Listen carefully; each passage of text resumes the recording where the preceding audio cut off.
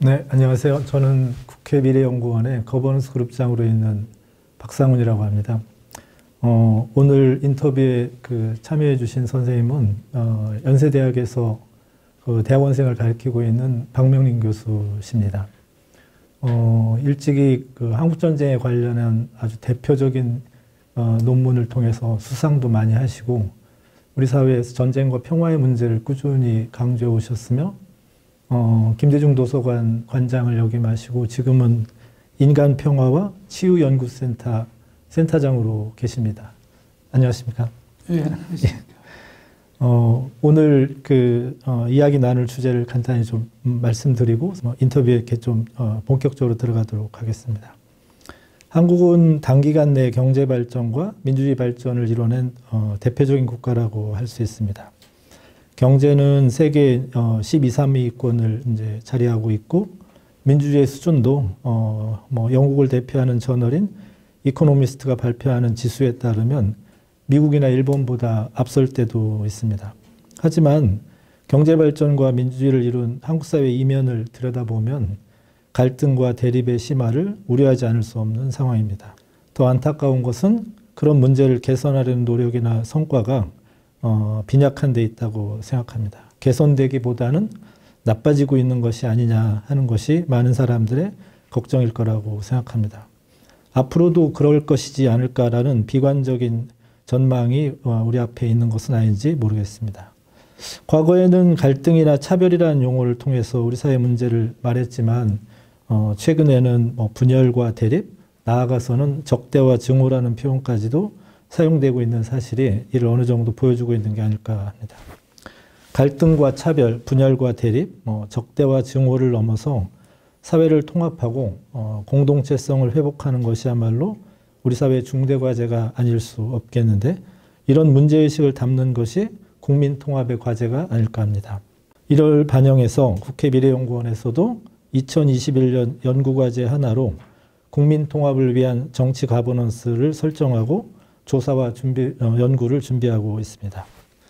갈등과 대립을 개선하는 노력이 개인이나 지역사회는 물론 기업과 직능집단의 차원에서도 이루어질 수 있을 것입니다. 법 집행과 행정의 차원에서도 해야 될 과제가 많을 것입니다. 그 가운데도 국회, 즉 사회의 다원적 요구를 수용해서 입법과 예산의 차원으로 정책을 기획하고 그 집행을 감시, 감독해야 되는 국민 대표기관의 역할은 남다를 수밖에 없지 않을까 싶습니다. 과거 권위주의 체제에서라면 와는 달리 민주주의 체제에서는 갈등하는 이해 당사자나 서로 다른 이견 집단의 참여를 배제할 수는 없습니다. 그렇기에 이해 당사자들 사이는 물론 정견을 달리하는 정치 세력 사이에서 숙고된 결정과 합의된 변화를 이끌어가는 것이 민주주의자가 지켜야 될 규범일 것이고 국회는 바로 그 역할을 이루는 곳이라 할 수 있겠습니다. 이런 문제의식에서 국회가 감당해야 될 국민 통합의 과제와 역할에 대해서 우리 박명린 교수님과 대화를 나눠보도록 하겠습니다. 우선 국민 통합이라는 용어에 대해서 좀 여쭙고 싶습니다. 옛날 권위주의 시대에는 국민총화나 총화 단결 이런 개념을 썼지만 이게 민주주의 시대에는 맞을 수 없는 목표일 거고요. 그전에는 우리 사회가 IMF를 겪고 여러 가지 노사 갈등을 대면하면서는 사회통합이라는 용어도 많이 썼습니다. 국민총화 단결이나 사회통합과 달리 국민통합이라고 하는 개념이나 용어의 가치가 어디에 있을지 이전부터 조금 설명을 좀 해주시면 어떨까 싶습니다. 우선 지금 말씀해 주신 숙고된 결정과 합의된 변화가 이제 민주주의의 중심 어떤 가치이고 또 그거를 추구하기 위해서 국민 통합을 위한 정치 거버넌스라는 그 주제가 굉장히 적절하지 않나 싶습니다. 이때의 국민 통합을 위한 정치 거버넌스의 거버넌스는 아마도 제도 영역과 어떤 리더십 영역, 주체의 영역을 같이 저희가 말씀을 드릴 수 있을 것 같습니다. 그래서 그 국민 통합을 저희가 좀 말씀 나누기 위해서는 통합의 그 역사적이고 사회적인 어떤 차원에서의 의미 같은 것을 좀 생각해 봐야 될 것 같습니다. 통합이라는 말은 원래 갈라지고 다투고 분열되고 투쟁하기 이전 상태를 의미합니다. 그런데 기본적으로 공동체는 의견과 생각 또는 이익과 세력을 달리하는 그런 다원적인 어떤 주체들의 공동체이고, 그런 점에서는 갈등은 불가피한 것 같습니다. 갈등을 어떻게 하면 해소하고 극복하느냐 하는 것이 이제 정치 또는 의회, 정부, 제도 영역의 어떤 과제나 소명이 아닐까 생각합니다. 그런데 우리 사회에서 국민통합이라는 용어를 사용하게 되고 그것이 의미를 갖는다면 사회 영역에서의 노사 갈등이나 지역 갈등이나 젠더 갈등이나 이념 갈등, 그런 것들을 정부의 역할을 통해서 사회 통합을 추구해야 되겠다. 사회 영역의 갈등에는 사회 통합이라는 용어를 적절하게 사용할 수 있었는데, 지금은 정부나 정당이나 의회, 정치 영역의 갈등도 이제는 사회 영역의 갈등 못지않게 커진 것 같습니다. 그래서 과거의 국민총화나 그런 좀 권위주의적이고 뭔가 단원주의적인 용어를 사용하지 않으면서도 동시에 궁극적인 사회 통합을 추구하더라도 정치 영역에서의 어떤 통합 노력이나 갈등 해소 노력을 통해서 이런 정부 영역과 사회 영역을 함께 갈등을 좀 완화시키고 조절하는 그런 의미로 그런 국민통합이라는 용어를 사용할 수 있지 않을까 하는 생각을 해봤습니다. 그렇다고 하더라도 민주주의의 방식과 민주주의의 어떤 영역 안에서 통합을 추구해야 되기 때문에 항상 한 사회의 이해관계나 다원주의, 생각의 다름, 상의를 전제로 해서 갈등을 완화하고 해소하는 그런 경로나 어떤 방법, 또는 말씀 주신 대로 그런 정치 거버넌스를 모색해야 되지 않을까, 그렇게 생각하고 있습니다. 그러니까 권위주의라면 갈등을 억압해서 통치를 한다면, 민주주의는 갈등의 창발성이랄까요?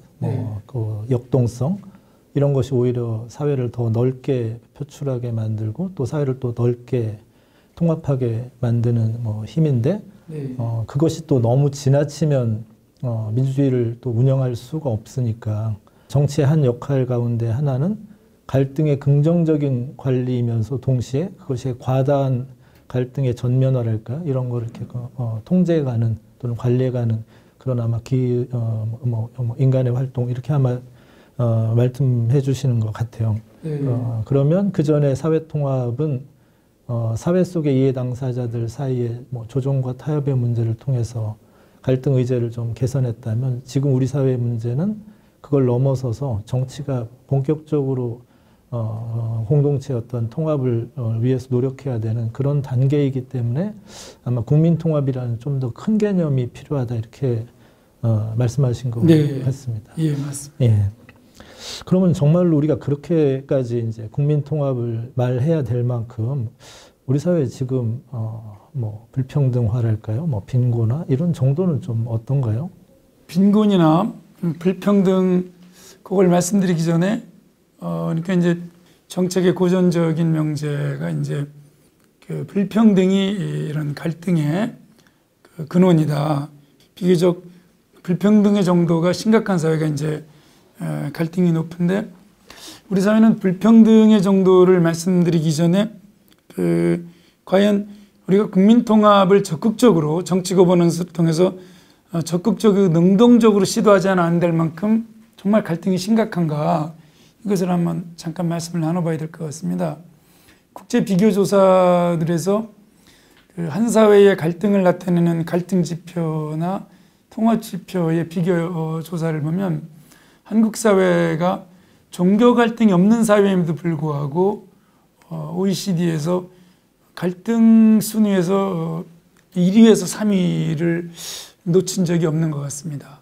이것은 상당히 좀 주목할 만한 지표인데, 그것은 특히 민주화 이후에 갈등의 지표가 완화되지고 있지 않다는 점에서 현재의 정치 거버넌스는 제도와 리더십 양 측면에서 문제 해결의 중심 영역, 핵심 영역으로서의 정부 영역, 의회 영역, 정치 영역의 작동 방식에 문제가 있지 않나 하는 생각을 해봅니다. 실제 조사에 따르더라도 특히 정부 요인에 의한, 그것이 뭐 제도 요인이든 리더십 요인이든 정부 요인에 의한 갈등 지표가 상당히 높게 나오는데 뒤에 한번 좀 말씀을 나눠보고 싶고요. 또 하나는 그 조사에 따르면 한국 사회는 굉장히 독특한 지표를 보여주고 있는데요.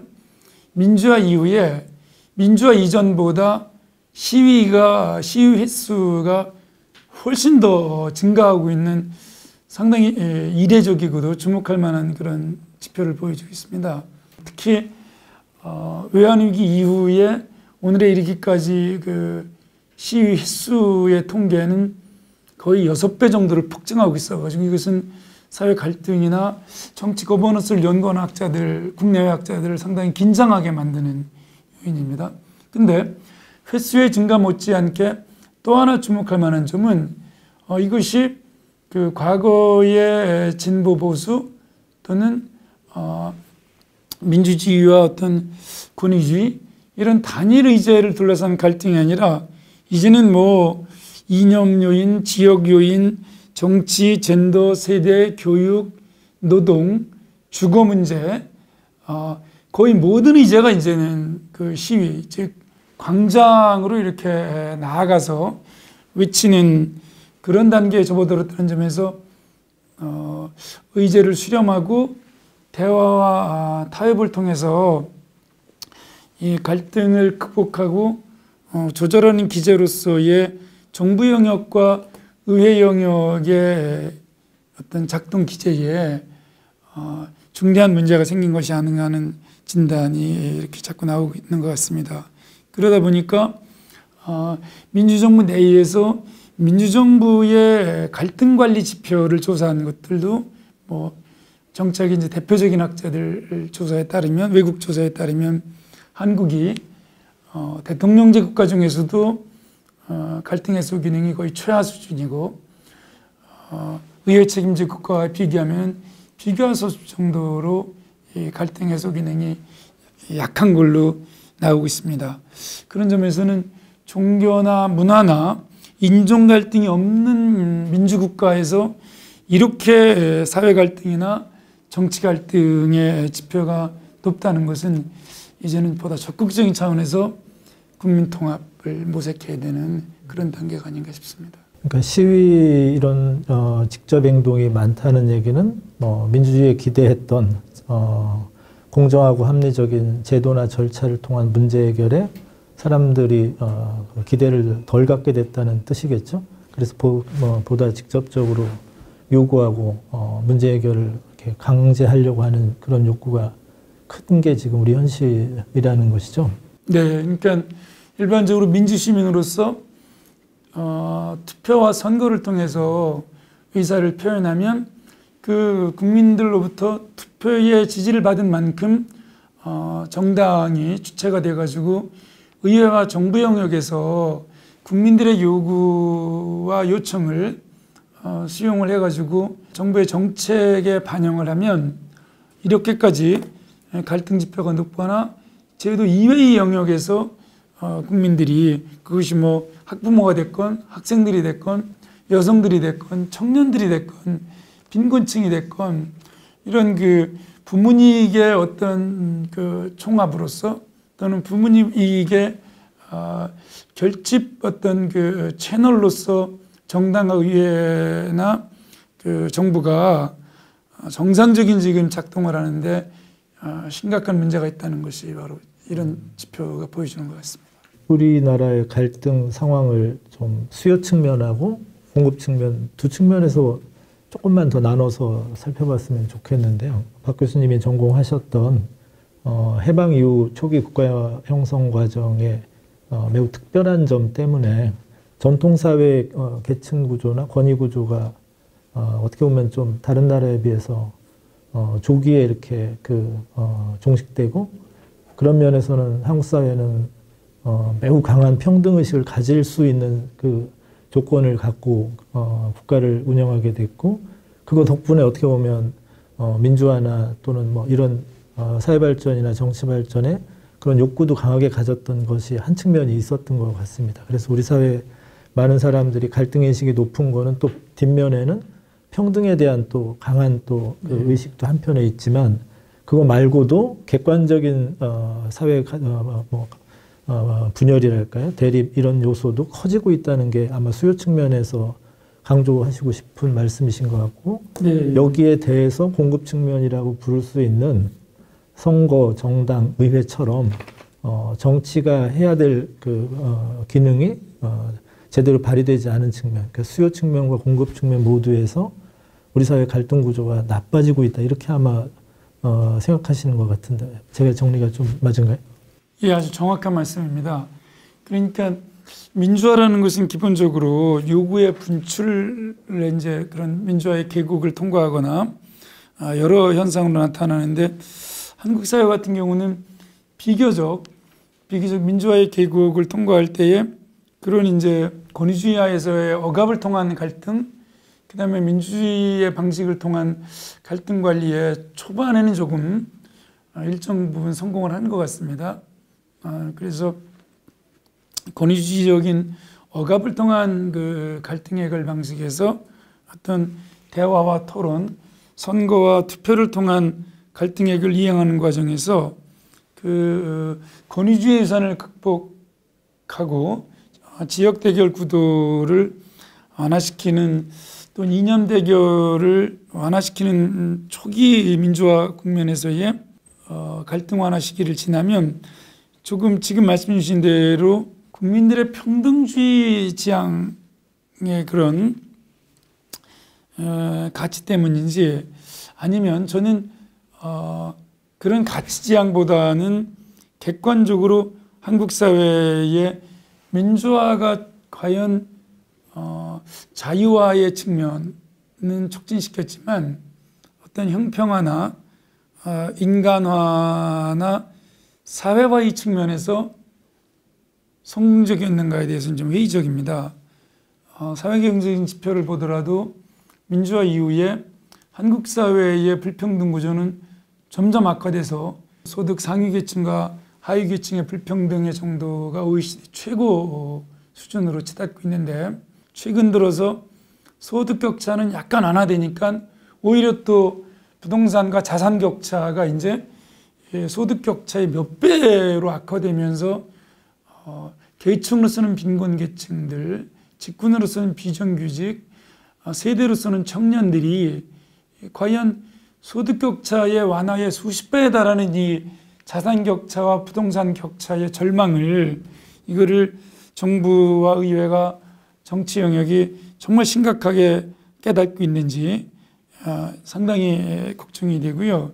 그런 점에서 양극화의 지표가 점점 악화되고 있다는 점은 다른 한 측면에서 존재하는 갈등을 해소하지 못할 뿐만 아니라 이 현재의 정치가 번수는 점점 더 갈등 요인을 악화시키고 심화시킨다는 점에서 이 정치 거버넌스는 중대한 어떤 개혁을 요구받고 있지 않나, 그렇게 생각을 하고 있습니다. 정치의 적극적 역할을 볼 수 있는 좋은 지표 중에 하나는 진위계수일 텐데, 네. 진위계수에서 그 정부의 역할을 분별해낼 수 있는 그 세전세우의 그 진위계수는 우리는 지금 어느 상황인가요? 세전세우 불평등, 지금 말씀 주신 대로 세전 진위계수가 저희는 그렇게 많이 높은 경우는 아니죠. 그런데 문제는 세후 진위계수의 개선의 정도가 너무 작아서 OECD 국가들의 공통 지표를 보면은 세전 진위계수와 세후 진위계수의 개선의 정도를 보면 거기에서 바로 이 정부 영역, 정치 영역에서의 그 역할을 통한 재분 개념, 정부의 적극적 기능이 얼마인가 나타나는데, 저희는 그 점에 있어서는 정부의 역할이 너무 작아서 아무리 높이 저희를 잡아도 6분의 1 정도로 나타나는데요. 정부가 좀 더 적극적으로 그 불평등 완화 정책을 추진해야 된다는 걸 보여주는데, 그것보다 더욱 큰 문제가 있습니다. 소득 진위 기수의 정부 영역의 완화 노력이 일정 정도 작동을 하더라도 정부의 부동산 정책 때문에 자산 격차, 자산 진위 기수와 부동산 진위 기수는 더더욱 악화되기 때문에 이 과연 소득 격차 완화를, 이 소득은 뭐 주로 노동이라든가 이런 걸 통해서 이제 저희가 그 진위 기수를 측정을 하는데, 한국 사회에서는 그걸 압도하고도 남는 이 부동산 진위 기수, 이거는 뭐 국제적인 비교를 통하더라도 세계 최악의 수준이기 때문에 이런 그 소득이나 자산, 부동산의 극단적인 불평등이 초래하고 있는 그 갈등의 악화 못지않게 조금 더 거시적인 것도 좀 중요하다고 생각합니다. 그것은 그 교육 기회, 그 학력 격차에 따른 그 소득과 자산 불평등이 초래하는 갈등, 그리고 거주 지역이나 부모의 소득이나 직업이 초래하는 그 불평등의 세습 문제, 그리고 중앙과 지방의 이 자원 분배 왜곡에 따른 이런 갈등. 그래서 한국 사회는 단순하게 그 소득 격차만으로 이 갈등을 접근하는 계층 문제나 빈부 문제를 뛰어넘는 보다 좀 복합적이고 종합적인 그런 그 어떤 뭐라 그럴까, 이 갈등 해소의 어떤 거버넌스를 모색해야 되지 않나, 그렇게 생각을 해보고 있습니다. 네, 뭐 소득만이 아니라 자산, 또 교육 기회처럼 사회 이동성에 좋은 효과를 갖는 차원도 또 불평등의 심화가 좀 문제가 되고, 어디에 사는지도 또 그 사람 인생에 너무나 결정적인 고정된 역할을 미치는 문제도 전체로 좀 그 시야에 넣고 정부를 운영했으면 한다, 이런 말씀이신 것 같습니다. 네. 저는 일자리와 노동 문제가 또 살펴져야 될 또 한 문제가 아닌가. 우리 사회에서 뭐 모든 다 죽음이 다 안타까운 거긴 하지만, 그 산재가 이렇게 많은데도 그 산재를 줄여가고 예방하려는 노력은 지나치게 과소하게만 보여지는 것도 좀 생각해 볼 점이 아닌가 싶습니다. 이게 어떻게 보면 그 노동 문제라고 하는 것을 그 사회의 어떤 공동체의 가장 중요한 토대로 여기기보다는 일종의 생산의 비용처럼 생각하는 어떤 우리 사회의 어떤 그 노동 문화하고도 좀 저는 좀 관련이 있어 보이는데, 이런 것이 잘 드러나는 게 전 비정규직 문제가 아닌가 하는 생각이 듭니다. 다른 나라에 비해서도 왜 우리는 이렇게 비정규직 문제가 개선되는 그 성과가 이렇게 더 덜한지, 그 현황부터 좀 어떻게 좀 말씀해 주실 수 있겠습니까? 사실은 갈등이 해결이 잘 되고 갈등이 완화된다는 의미는 간단한 것 같습니다. 한 생명이 세상에 태어나서 안정적인 사회에서 예측 가능한 미래를 꿈꿀 수 있는 사회라고 생각합니다. 저는 그래서 지표뿐만 아니라 실제로 이제 이런 점에 있어서 안정적인 사회의 청년들하고도 인터뷰를 좀 많이 한 편인데요. 저는 이 문제를 그 삶의 예측 가능성, 안정성의 측면에서 바라보고 싶은데요. 한국 사회에는 사회과학자들이 놀라듯이 자살과 저출산을 동시에 1등하고 있는, 이른바 모욕적인 표현입니다만 학문적으로 쌍둥이 금메달을 차지했을 뿐만 아니라 이 쌍둥이 금메달을 인류 역사상 최장기간 지속하고 있는 국가 아닙니까? 자살과 저출산을. 그런데 생명학이나 인간학에서는 자살과 저출산을 동일하게 해석을 하죠. 자살은 자기 생명 중단이고 저출산은 자기 연장 중단이라고 표현을 하는데요.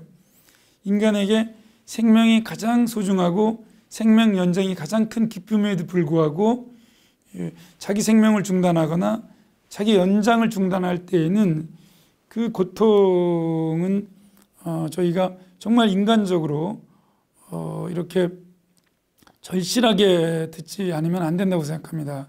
근데 말씀 주신 대로 이 두 가지만 1등이 아니라 산업재해도 압도적인 1등이고 OECD에서 정규직과 비정규직 비율도 무려 취업자의 3분의 1이 상시적으로 비정규직인 너무나 이례적인 신자유주의 국가라는 미국하고 비교해도 한국의 비정규직 비율은 뭐 이건 너무나 높아서 압도적으로 높고요. 그러면 이 지표들이 이른바 인간 지표나 생명 지표들이 일관되게 발전된 국가들 또는 선진 민주국가들 중에 최악을 기록하고 있는 것은 이것은 그 갈등을 해결하지 못하는 사회에 한 생명 한 생명 한 인간 한 인간의 삶의 불안정성을 그대로 보여주는 거기 때문에 한국 사회는 갈등 완화나 갈등 해소를 마치 시위 안 하고 노동쟁이 안 하고 이러는 걸로 접근하는데 그것보다는 삶의 희망의 문제이고 어떤 생애의 삶의 조건의 문제이고 의지의 문제이고 나와 내 다음 세대의 삶의 가치를 이 공동체를 통해서 실현할 수 있느냐 하는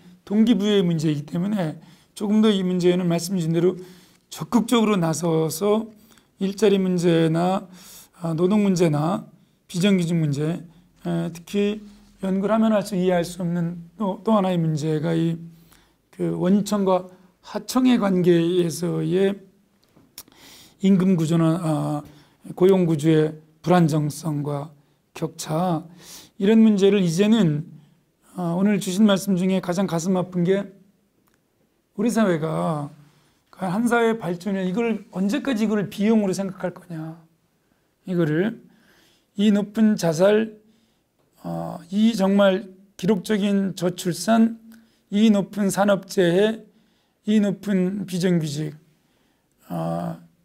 아무리 이해하려고 해도 할 수 없는 그 10대에서 20대 30대 그 모든 그 사망 원인의 1등이 자살인 단 한 나라도 기록한 적이 없는 이런 그 삶의 안정성과 예측 가능성이 낮은 사회에서 이것을 비용의 문제가 아니라 한 사회의 존립 근거고 본질의 문제다.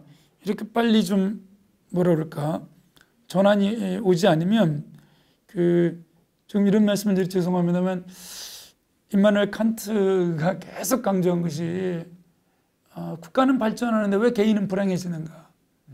그것이 결국 이 하나의 화두를 놓고 그 칸트가 그렇게 전생애를 걸고 이제 연구에 집중을 하는데요.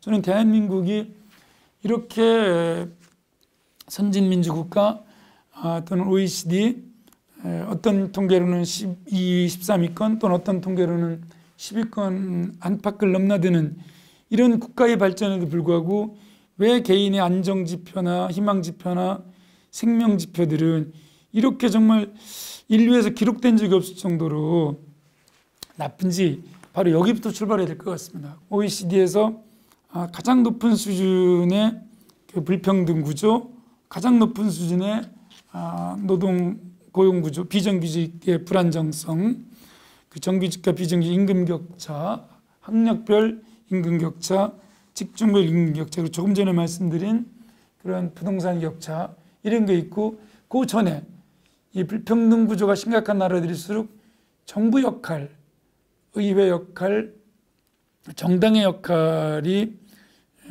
상당히 약한 국가일수록 그 이런 사회경제적인 불평등 지표, 인간적인 생명 지표 이것들이 나쁘게 나타난다는 비교적 좀 일관된 어떤 그 상호 연관성 한 사회 전체의 이런 모습에 우리 사회가 이제 좀 눈을 뜰 때가 되지 않았나 싶습니다. 코로나19가 이제 1년 됐는데 우리 사회에 미친 충격은 대단하죠.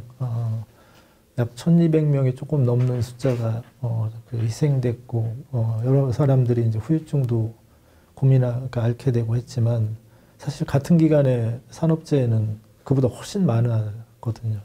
근데 코로나19에 의한 사망이나 다침에 비해서 그 산재에 대해서 관심은 좀 덜 기울여지는 속에 혁신경제나 선도경제를 말하는 건 그게 얼마나 공허한 일일까 하는 생각을 좀 해보게 됩니다. 사회의 다양한 요구가 정치에서 그 대표되고 그 대표된 요구나 목소리가 공공정책을 통해서 그 혜택이 이제 사회로 이렇게 골고루 내려가야 될 텐데요. 그런 점에서는 민주주의의 질도 또는 정치가 갖고 있는 기능도 대표성과 저는 아주 밀접한 관계가 있지 않을까. 우리나라의 그 정치적 대표의 어떤 그 상황이랄까요? 이건 좀 어떤가요? 민주주의 국가들이 민주주의가 아닌 국가들과 가장 커다란 차이가 바로 이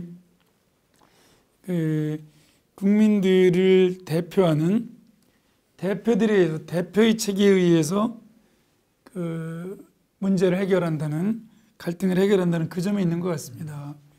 그런데 한국 사회에서 갈등이 높은 것은 바로 이 대표의 체계와 대표성이 현저히 문제가 있는 것 같습니다. 그래서 하나는 제도의 측면을 말씀드릴 수 있을 것 같고 다른 하나는 실제의 정치 현실에서의 그 실천이나 작동의 영역으로 나눠서 말씀드릴 수 있을 것 같은데요. 한국 사회는 우선 제도적으로도 갈등이 높은 유형과 갈등이 낮은 유형 중에 전부 높은 유형을 택하고 있는 것 같습니다. 그 대통령 책임제와 의회 책임제, 또 권력구조에서는 대통령 책임제와 의회 책임제, 정당 체제에서는 양당제와 다당제, 선거제도에서는 단순 다수대표제와 비례대표제, 정부 구성에서는 단독정부와 연립정부, 이런 그 비교를 제도 영역에서 해보면 대통령 책임제보다는 의회 책임제가, 양당제보다는 다당제가, 다수대표제보다는 비례대표제가, 또 단독정부보다는 연립정부가 현저하게 불평등의 정도도 낮게 나오고 갈등의 정도도 낮게 나오는 것 같습니다. 그런 점에서는 한국 사회는 대통령 책임제인데다가 양당제 국가인데다가 약간의 비례대표제가 가미되어 있습니다만은 주요하게는 다수대표제 국가인데다가 단독정부 국가의 이런 그 정치 거버넌스를 갖고 있기 때문에 우선 제도적으로 그 갈등 관리에 취약한 그런 그 정부 여러 그 거버넌스를 갖고 있는 것 같습니다. 이 제도가 작동하는 현실에서도 안 좋은 것 같습니다.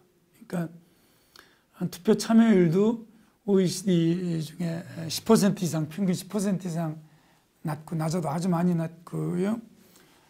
또 대통령의 득표율도 낮은데 더욱 심각한 문제는 그 어떤 국가보다도 대통령이 승자 독식 제도에 의해서 권력을 독임한다는 점이 있는 것 같습니다. 득표율보다 훨씬 높은 그런 그 대표성과 비례성의 불일치이고, 세 번째가 이제 의회의 또 대표성의 문제인 것 같습니다. 많이 지적된 겁니다만은 의회의 경우에는 그 산표와 죽은표의 비율이 한국 사회는 그 거의 비슷할 정도로 투표를 해도 절반의 표가 대표되지 않는 다수대표제이기 때문에 비례대표제일 경우에는 당연히 대표가 될 텐데, 그렇기 때문에 투표를 해도 의사가 반영되지 않는 죽은표로 이렇게 그 간주가 되는 이게 아주 심각한 문제인 것 같습니다. 그 다음에 또 하나 대표성에서 한국 정치가 심각한 문제는 제도 왜곡에 의해서 제1당이 10% 이상의 득표율보다 더 의석 비율을 점유하고 있는, 갖고 간다는 이 민심 왜곡, 득표 왜곡, 득표율 왜곡의 문제도 심각한 것 같습니다. 그래서 종합적으로 말씀드리면 한국 사회는 제도는 제도 영역대로, 실천은 실천 영역대로 민의와 민심이 정상적이고 비례적이고 등가적이고 민주적으로 대표되지 않고 있기 때문에 바로 이러한 심각한 아주 갈등과 갈등의 거의 폭발 직전의 수준까지 이렇게 올라가 있는 의회와 정부가 문제 해결력이 낮은 이유도 저는 대표성이 왜곡에 있지 않나 그렇게 생각을 하고 있습니다. 민주주의를 작동하게 하는 가장 중요한 영역이 대표이라고 볼 수 있겠고, 그 대표 이론도 뭐 여러 가지가 있겠지만 그 중에 가장 어떻게 보면 기본적인 대표 이론이라고 부를 수 있는 건 그래도 정치가 사회의 모양을 닮아야 된다라는 것. 보통 영어로는 뭐 리젠블런스 또는 크로스니스라고 하는 개념을 통해서 말하는데, 사회 갈등의 어떤 양상을 정치가 받아 안아서 그것을 좀 그 전 상황을 개선할 수 있는 그 대책을 공공정책이라는 이름으로 그 대책을 만들어 가야 될 텐데, 그 괴리 때문에 통합을 말하려면 이미 그 이전에 그 다양한 목소리가 들어와야 되는 건데 그게 잘 안 돼서 생긴 문제도 크다. 아마 이런 걸 강조해 주신 것 같아요. 제가 참 궁금하게 느끼는 건 우리는 전 세계에서 의원 교체율이 가장 높은 나라 아닙니까? 이번 21대 국회도 초선이 150명을 넘었으니까 절반가량이 매번 교체되는데, 여전히 제가 볼 때는 여성 대표율은 매우 낮은 게 참 흥미롭게 느껴집니다.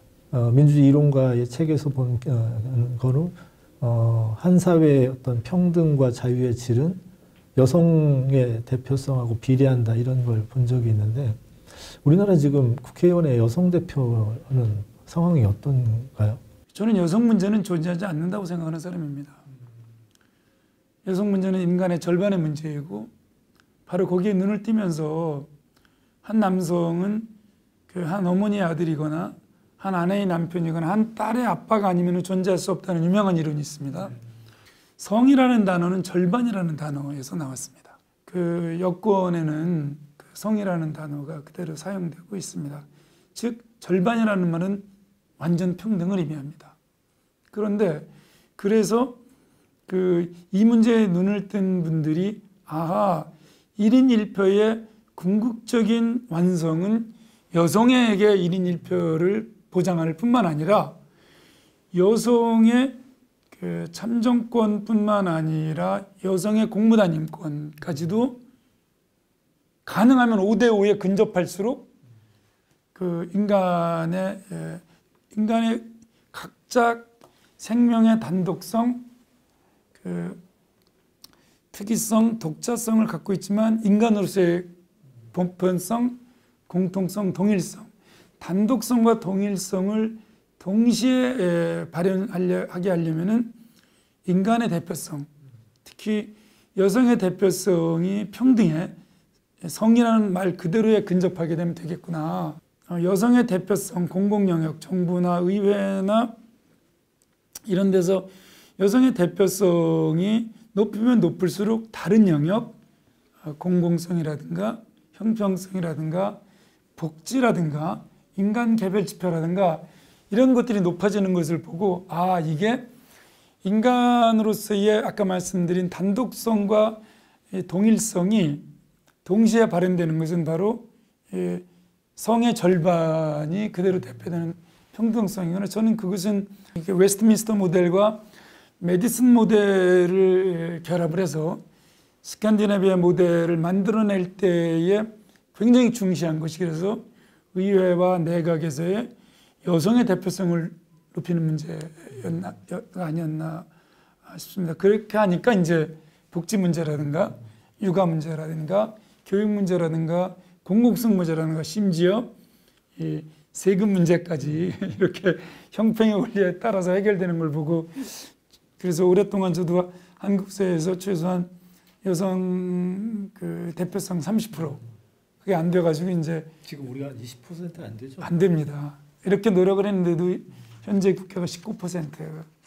과거에는 13%, 14%일 때 저희가 30% 공천만이라도 30% 하자 주장을 했는데, 그 당시 한국 사회의 여성의 대표성이 흔히 이제 사하라 이남 지역의 아프리카 국가들, 가봉이나 탄자니아 수준이어서 저희가 이런 상태에서는 안 된다. 정규직과 비정규직 문제라든가 부자와 가난한 사람들 또는 지역, 세대, 이것들의 평등성의 가장 상징적인 지표가 성별 평등성이 대표성에 반영되는 것이 아주 중요하다고 생각합니다. 우리가 한 사회에서 대표성을 이야기할 때 그 말씀하신 번역이 어렵지만 아까 이제 서로 닮아가야 된다. 그것이 우리 사회는 기계적으로 동일하지 않지 않습니까? 그래서 그 과거에 이제 사회와 대표와 정부 영역을 셋을 놓을 때에 대표는 사회를 닮아가야 되고 정부는 대표를 닮아가야 된다면 이 상호의 상등성이 높아져 가지고 비례적 상등성 때문에 이게 현저하게 갈등이 완화되는 걸 이제 보고, 특히 영국에서 이제 의회를 구성할 때 미국에서 헌법을 만든 분들의 고민도 바로, 거기 이제 박사님 전문가 있습니다만 그런 데 있었던 것 같습니다. 왜 이 권력의 독임 제도가 나쁜가 하는 것을 이제 그 법의 정신의 가장 유명한 태제가 몽테스케가 군주 없이 귀족 없다. 귀족 없이 군주 없다. 그래서 군주, 권력의 독임자를 해체하고 이거를 제도적으로 제거하지 않으면 사회의 대표의 영역이나 사회의 영역에서도 계속해서 자원의 독점이나 대표성의 왜곡이 생기니까 결국 이 최고 어떤 독점적, 독임적 권력 주체로서의 그 군주를 해체하고, 그래서 대부분의 국가들이 민주공화국 또는 민주주의로 나아갈 때의 의회 책임제나 그 비례대표제나 다당제로 같은 것은 바로 이 군주 없이 귀족 없고 귀족 없이 군주 없다. 이게 얼마나 권력의 독임이 무서우면 그렇겠나 하는 걸 알 수 있는 것 같습니다. 그래서 저는 어쨌든 대표는 좀 사회를 닮아가고 정부는 대표를 닮아가서 사회의 뜻이 비례적으로 대표에 반영되고 대표들의 뜻이 비례적으로 또 이 정부에 반영이 되는 그런 좀 서로 닮아갈 때의 갈등의 정도도 가장 낮아지고 문제 해결도 가장 높아지지 않을까 그렇게 생각을 해보고 있습니다. 자연스럽게 권력 구조 문제를 좀 이야기해 봐야 될 것 같은데요.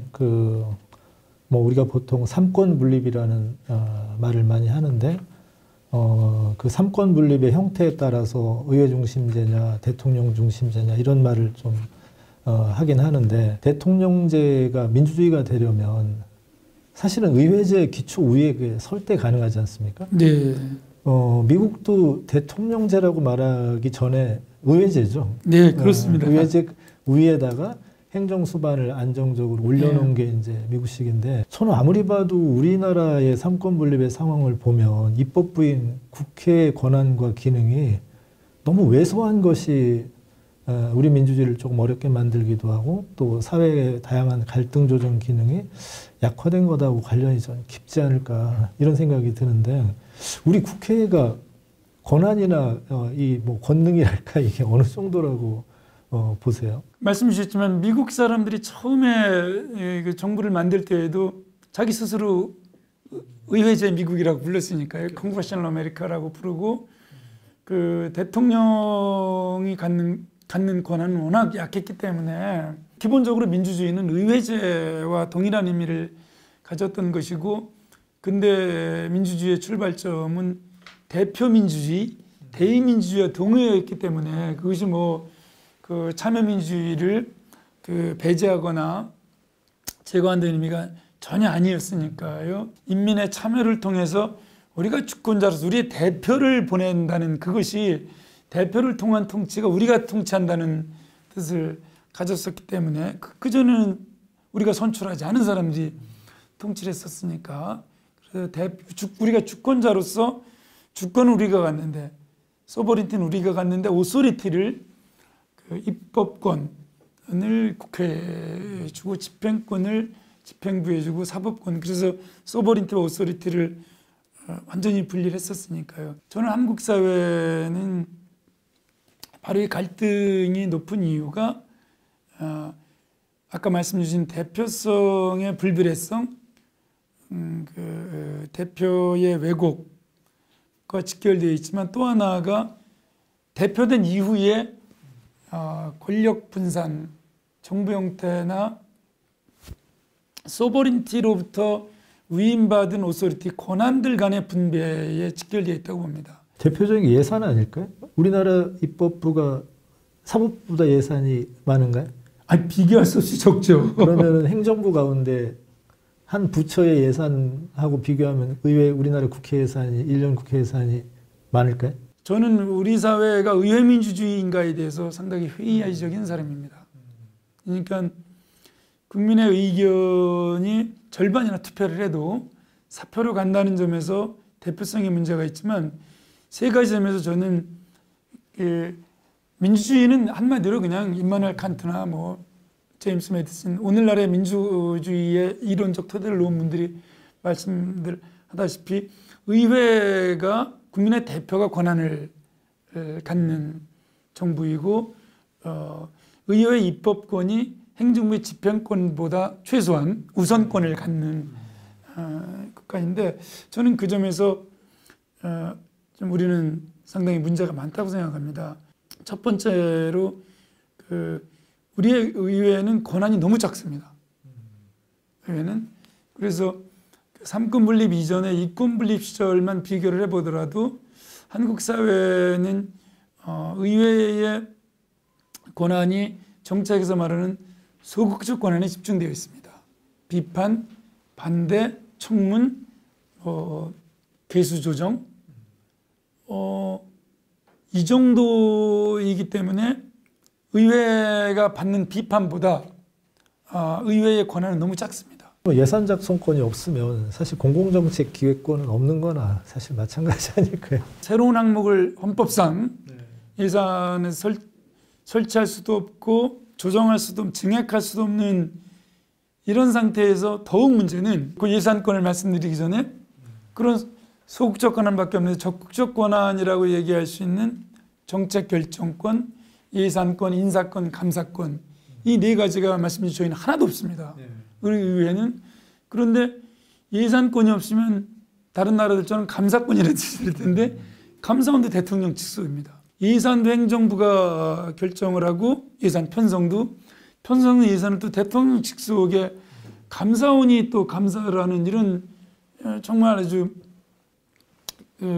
권력 분산이 전혀 안 된 권력 집중적인 정부 형태인데 그런 점에서는 저희는 초대통령제나 제왕적 대통령제 또는 초과 대통령제가 만든 것 같습니다. 최소한 이 중에 인사 동의권이나 예산권, 왜냐하면 그거는 예산 법률주의를 채택하면 되거든요.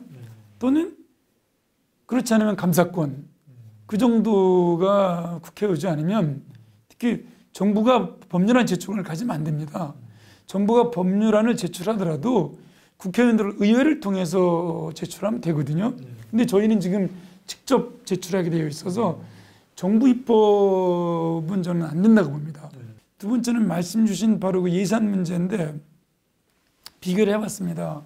근데 우선 저희가 왜곡된 것이 의원 개개인들의 세비가 좀 높다고 해서 마치 국회 예산이 굉장히 큰 거로 착각들을 하시는데 우리는 한 행정부 삼권 분립 입법 사법 행정은 비교할 수조차 없고요. 지방자치단체의 시급하고는 이제 비교할 수 없고요. 군 단위에서도 이제 입법부 예산이 점점 작아지고 있고요. 예산은 결국 규모와 관련이 되고 역할과 관련이 되기 때문에 권한을 더 키우고 동시에 예산을 지금보다 저는 최소한 한 5배 정도는 키워야 된다고 주장을 해왔습니다. 세 번째 꼭 좀 말씀드리고 싶은 것은 국회의원들의 숫자가 좀 작다고 생각합니다.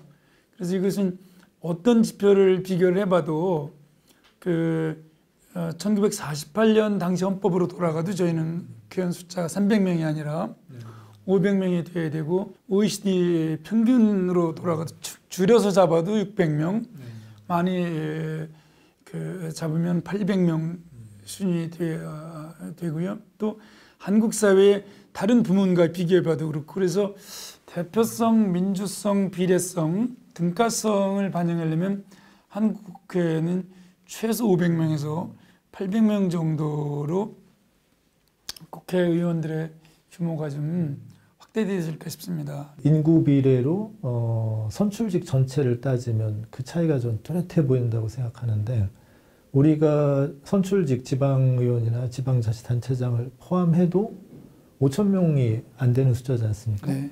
근데 우리가 알고 있는 웬만한 나라들은 거의 우리보다는 쉽게 생각하면 거의 50배 정도는 좀 많아 보이더라고요. 독일이 전체 선출직이 20만 명 정도 되는데 우리보다 인구는 1.5배밖에 크지 않지 않습니까? 그만큼 우리는 정치나 국민의 대표에게 뭐라고 해야 되나 보내는 투자는 참 낮은 것 같아요. 그게 아마 사회에 이러저러한 불평등이나 불공정의 질하고도 좀 전 관련이 있지 않을까 생각해 봅니다. 그러니까 이제 민주주의를 고안한 고전적 이론가들이 그 민주주의에 그렇게 적극적으로 주장했던 것은 목숨을 잃고 혁명을 통해서라도 민주주의를 쟁취해냈던 것은 민주주의가 가장 비용이 작기 때문에요. 맞아요. 민주주의에 투자할 때에 바로 우리들이 삶의 안정성이나 또는 복지나 예측 가능성 이런 것들이 보장이 되기 때문에 민주주의보다 더 효율적인 건 없다. 우리들의 대표, 의회, 정당에 들어가는 비용을 소극적이거나 부정적인 비용으로 생각하는데 그것이야말로 가장 적극적이고 능동적인 기제라는 점에서 이건 좀 발상의 전환이 필요한데 이렇게 된 것은 시장이나 관료나 시민단체나 사법부가 이런 영역들이 사실은 대통령의 실패나 관료의 실패나 시장의 실패를 아까 말씀드린 대로 권한이 가장 작은 의회의 실패로 그것들을 견제해서 오히려 국민들한테 혜택을 돌려준 의회, 세금이나 이런 것들을 예산이나 이런 것들을 가장 열심히 노력하고 활동을 해서 국민한테 돌려준 의회인데 거꾸로 저희는 그런 관료나 청와대나 사법부나 시민단체들의 의회 공격이 결국 이런 정치 폄하나 정치 조롱, 정치 축소에 이런 전도된 지금 그 효과를 초래하지 않나 싶습니다. 한 사회의 불평등의 정도도 좀 낮고 그 불공정이나 부자유나 부정이나 이런 것들의 좀 부작용도 좀 낮은 정치 거버넌스에 대해서 좀 여쭙고 싶은데요. 일단 양당제보다는 다당제 또는 온건다당제가 훨씬 평등한 그 사회적 성과를 내고 있는 건 맞죠? 네, 비교할 수 없는 것 같습니다. 그리고 의회의 권한이 강한 나라들이 네. 사회 갈등의 정도도 낮고 오늘 주제인 국민통합의 수준도 여러모로 다 높은 것은 어느 정도 통계나 이런 걸로 입증이 된 바도 있는 것도 사실인 것 같고요. 그러니까 이제 그거에 대해서 반박을 하는 분들이 경로 의존성, 그 나라들은 원래 의회 책임자라든가 그 나라는 원래 대통령 책임자라든가 양당제, 사당제 이런 정치 문화를 강조하는데 그건 맞지 않는다는 게 이제 최근에 그 거시비교 연구나 미시비교 연구에서 다 부정이 됐습니다. 그러니까 거시비교 연구를 보더라도 지금 의회 책임자 국가들이 대부분 절대왕정, 훨씬 더 권력의 집중이 강했던 국가들이 의회 책임제나 다당제나 비례대표제로 가서 갈등을 완화하고 형평성을 이루고 있고 탈사회주의 국가들을 비교한 연구들에 따르면 대통령제 국가나 양당제 국가보다는 동일하게 89년, 90년에 탈사회주의를 이루었는데 다당제 국가나 의회 책임제 국가들이 경제 지표나 형평성 지표에서 훨씬 좋기 때문에 단독 정당의 집권보다 연합 정부가 또 의회제만이 아니라 대통령제 하에서도 연합 정부의 그 성과가 훨씬 사회적인 성취가 훨씬 더 높게 나온 것 같아요. 연합 정치도 그런 면에서는 우리도 조금 이렇게 적극적으로 생각해봐야 될 주제 아닐까요? 우리가 이제 정치 균열이나 갈등의 조정 메커니즘을 보면 이게 과연 한국 사회에서 지금 오래 지속되고 있는 제도와 법률을 보면 여야가 합의해서 통과됐던 법률이나 제도들인데 일방적인 뭐 날치기를 포함해서 특히 경쟁의 규칙을 일방적으로 통과한 사례는 매우 드문데 저희는 이제 그것까지 이렇게 되고 있는데요. 경제면 경제 부문, 노동이나 복지면 노동이나 복지 부문, 환경이면 환경 이런 부분들을 여러 정당들이 연합정부를 결성했을 때에는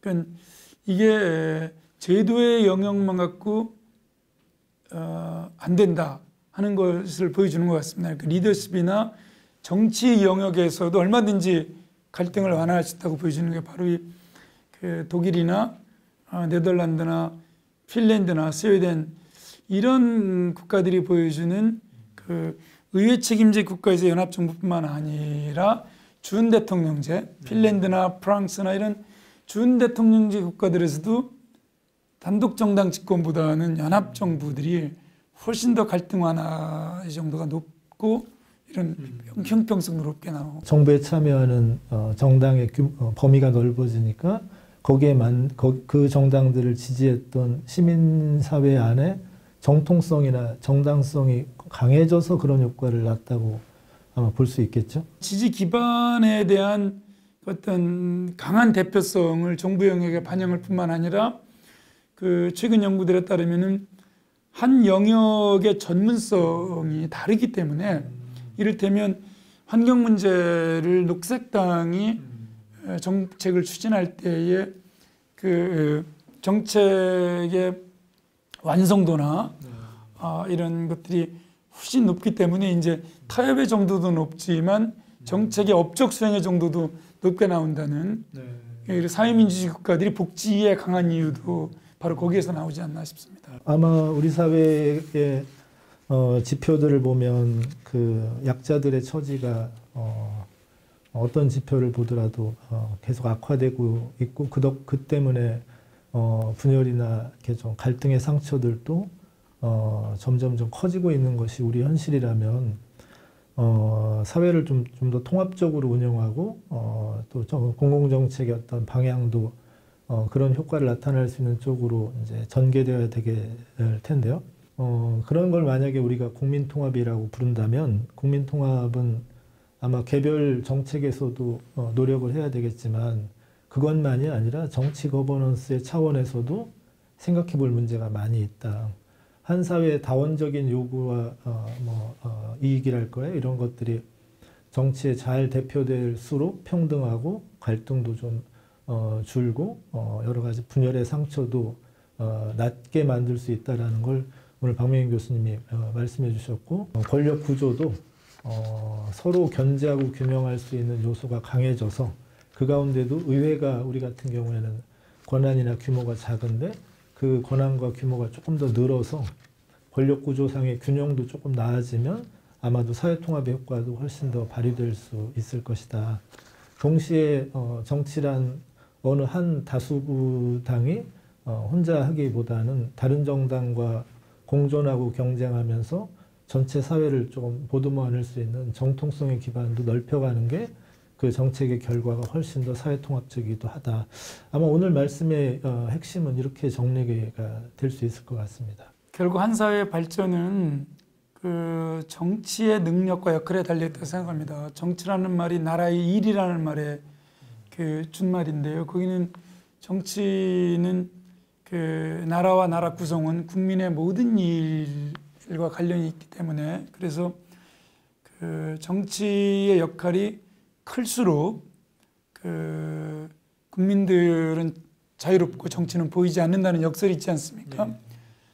정치를 잘하면 국민들은 자유로워서 자기 개인의 삶의 어떤 그 자아 실현을 할 수 있는데 저희는 정치의 역할이 잘못되면은 우리는 늘 그 거리에 나가서 시위를 해야 되고 내 직업과 내 삶의 불안정 때문에 항상 그 공적인 문제에 대해서 이 비판을 하거나 또는 관여를 해야 되는 그런 역설이 있는 것 같습니다. 그래서 시민으로서 국민으로서 우리가 투표를 하고 선거에 참여하고 정부의 의리의 의견을 말을 했을 때 그런 국민 차원, 시민 차원, 사회 차원의 요구들이 지금 대표의 차원에서 충분히 토론하고 대화하고 타협을 이루어서 의회 차원이겠죠. 그 다음에 그것이 정부의 정책과 예산 배분과 국민한테 다시 돌아오는 거니까요.